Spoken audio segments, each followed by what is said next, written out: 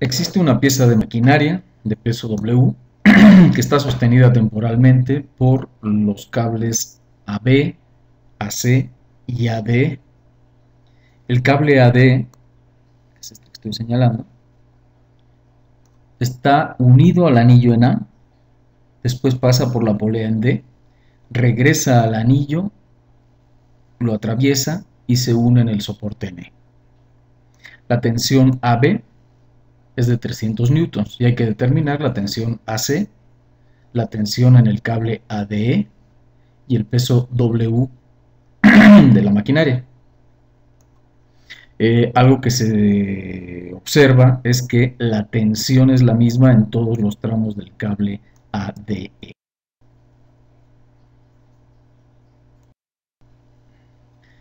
Tenemos que calcular en primer lugar los vectores unitarios asociados a las direcciones de las tensiones. Cada una de las tensiones, cada una de las fuerzas, es un vector que tiene una dirección. Entonces, para detectar esa dirección, lo primero que vamos a hacer es calcular los vectores unitarios que definen cada dirección. Entonces, para ello, primero calculamos los vectores que definen a cada uno de los tramos de cable. Entonces, por ejemplo, en el tramo AD, pues nos damos cuenta que aquí hacemos como que una cajita tridimensional para ver un poquito mejor las dimensiones. Y el vector AD nos damos cuenta que se compone en la dirección X de un vector de magnitud 1.2, sería 1.2 metros por I. En la dirección Y tenemos 2.4 metros por J. I, J y K son los vectores unitarios en las direcciones X, Y y Z.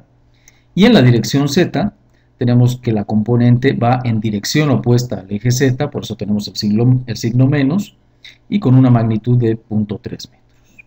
Este sería entonces el vector que define la distancia entre A y D. Estamos seleccionando como origen de los vectores para ser consistentes con el concepto de tensión en el cable. Como origen de los vectores estamos considerando el punto A. Después tenemos el vector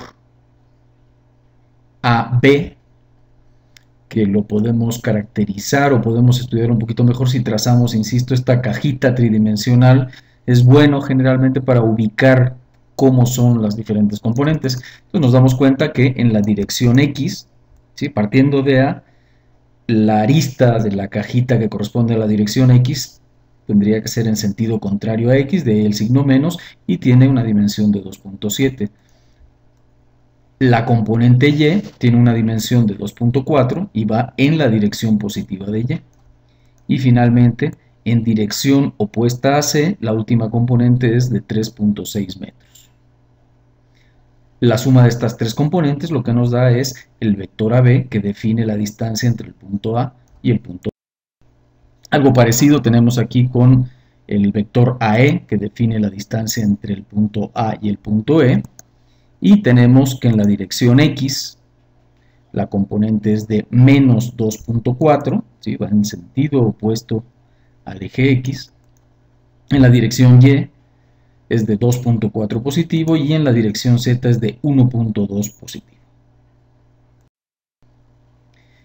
Y finalmente el vector AC, este está en el plano YZ. Entonces la componente en X es 0, la componente en Y es de 2.4 metros y la componente en Z es de 1.8 metros.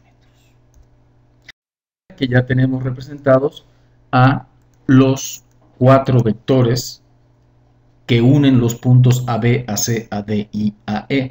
Noten que en la nomenclatura ponemos primero la letra A para indicar que el origen del vector está localizado en A y el destino del vector que estamos definiendo así está en el otro punto, que puede ser el B, el C, el D o el E. Estos son los vectores, digamos, que caracterizan esa distancia entre los puntos AB, AC, AD y AE. Lo que tenemos que calcular es la magnitud de cada uno de esos vectores para poder eventualmente calcular el vector unitario. Y la magnitud se calcula con la raíz cuadrada de la suma de los cuadrados y nos daría 5.1, 3, 2.7, 3.6 metros. Eso lo replicamos aquí, ¿sí? La síntesis de cuánto vale cada uno de los valores absolutos, que son la magnitud de cada uno de los vectores. Los vectores unitarios de cada una de las direcciones serían nada más pues el vector dividido entre su magnitud, ¿sí? Entonces, por ejemplo, el vector unitario en la dirección AB es el vector AB dividido entre la magnitud de AB. Esto se hace componente a componente, entonces menos 2.7 entre 5.1 nos da menos 0.5294 por I, más 0.47059 por J, menos 0.70588 por K. Este entonces sería el vector unitario en la dirección AB. Vamos a verificar algo que es importante, y lo he mencionado en varias ocasiones. Un ingeniero no es aquel que sabe resolver problemas. Un ingeniero es aquel que resuelve bien los problemas, ¿de acuerdo? Entonces, siempre que resolvamos un problema, si hay la forma, estamos obligados a verificar que estamos haciendo las cosas bien. No es opcional, no es, bueno, me da flojera y yo confío en que lo hice bien. No, siempre hay que verificar los resultados. Entonces, en este caso, pues una manera de verificar que en efecto este es un vector unitario es que la raíz cuadrada de la suma de los cuadrados nos debe de dar 1, y en efecto, ok. La dirección AC viene definida por este vector, que si lo el vector AC, que si lo dividimos entre su magnitud, nos da el vector unitario en la dirección AC. Verificamos la magnitud y nos da 1, vamos bien. El vector unitario AD, lo mismo, es el vector AD dividido entre su magnitud, que nos da este vector. Verificamos que en efecto sea unitario, es unitario. Y finalmente el vector AE, es el vector unitario en la dirección AE, es el vector AE entre la magnitud de AE, que nos da esta última expresión. Verificamos y en efecto nos da 1 su magnitud. Así que ya tenemos calculados los 4 vectores unitarios que nos definen cada una de las direcciones. Estos vectores, no hay que olvidarse, están orientados saliendo de A. Recuerden, el origen está en A y el destino está en B o en C o en D o en E. Ahora ya podemos obtener los vectores fuerza. Es relativamente obvio que los vectores unitarios multiplicados por las magnitudes de las fuerzas nos dan las fuerzas, ¿sí? Entonces la fuerza de tensión que existe en el cable AB o en el tramo AB, pues es igual a esto multiplicado por el valor de la fuerza en el tramo AB. El vector AC no es más que el vector unitario en la dirección AC multiplicado por la fuerza en la dirección AC. La fuerza, digamos, la magnitud de la fuerza en esa dirección. La fuerza AD es igual al vector unitario por la fuerza AD, por su magnitud, etc. Igual en la AE. Ahora vamos a recordar el planteamiento, ¿sí? Este era el planteamiento. Vamos a eliminar la figura para tener más claro el esquema y lo que es nuestro diagrama de cuerpo libre. Lo que estamos haciendo es analizando el anillo o la anilla que está sujetando todos los cables y el peso W. Tenemos como datos que existen 3 cables, el AB, el AC y el ADE. Son 3 cables diferentes. La tensión en el cable AB sabemos que es de 300 newtons. Eso es un dato del problema. Y también sabemos que el cable ADE está unido al anillo en A, pasa por la polea en D y regresa al anillo para reunirse después al soporte en E. Hagamos la figura un poquito más detallada de lo que es el cable ADE. Y sería esto, comienza en E, pasa a través del anillo, pasa por la polea y termina en A.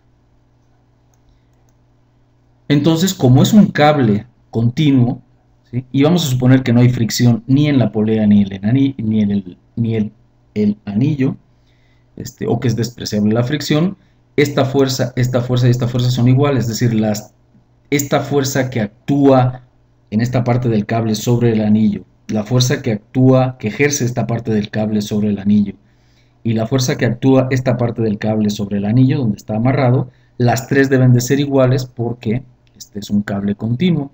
Entonces a cada una de ellas le vamos a llamar TAD. Por lo tanto, es obvio que la fuerza en la dirección AE es igual a TAD y que la fuerza en la dirección AD es 2 veces la tensión AD. ¿De acuerdo? Porque es un cable que va y que luego viene, y el cable en todos sus puntos tiene una tensión AD. Entonces sobre el anillo esta dirección AD está ejerciendo una fuerza de 2 veces TAD. Así el equilibrio sabemos que va a estar establecido por la suma de fuerzas tiene que ser igual a 0. Si la suma total de fuerzas no fuera igual a 0, tendríamos una fuerza resultante, por lo tanto tendríamos aceleración y tendríamos movimiento. Entonces, la fuerza resultante sobre cualquier cuerpo que esté en equilibrio debe ser igual a 0. Entonces, la suma de todas las fuerzas que actúan sobre el anillo tiene que ser igual a 0. ¿Cuánto es FAB? Bueno, pues es la magnitud de la fuerza que actúa en la dirección AB por el vector unitario AB. La fuerza AC es igual a la magnitud de la fuerza por el vector unitario en AC, etcétera, etcétera.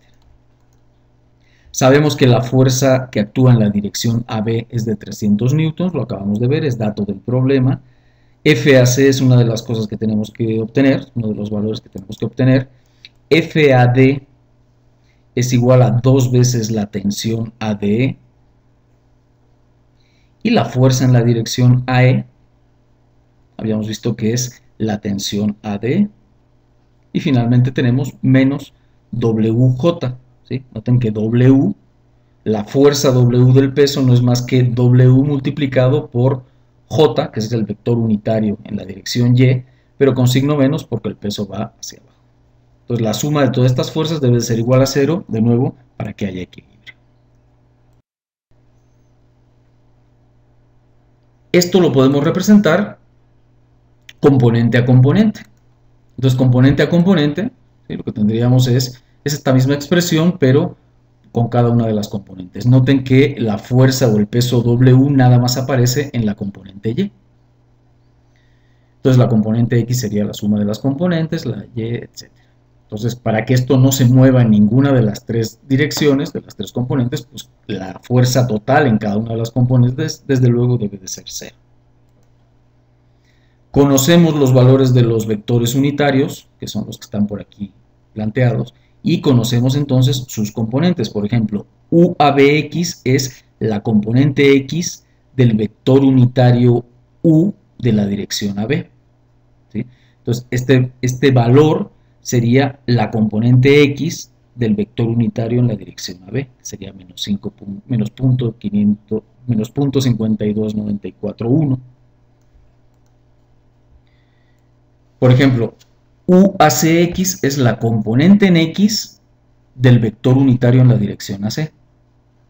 Entonces la componente en X del vector unitario en la dirección AC es 0.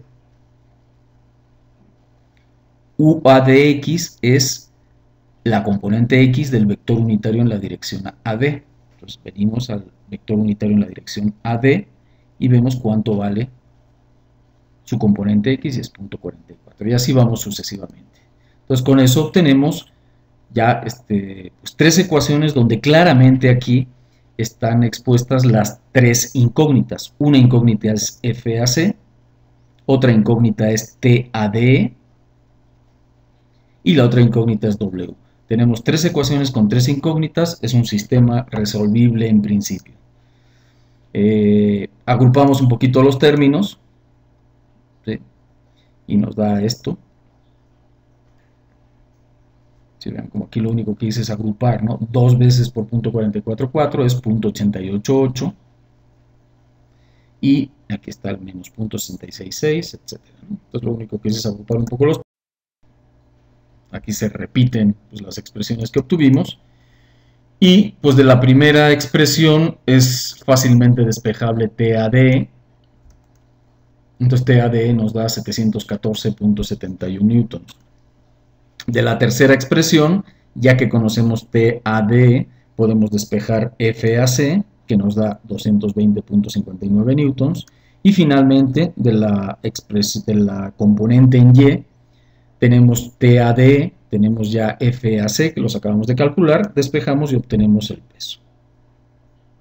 Y con esto se termina.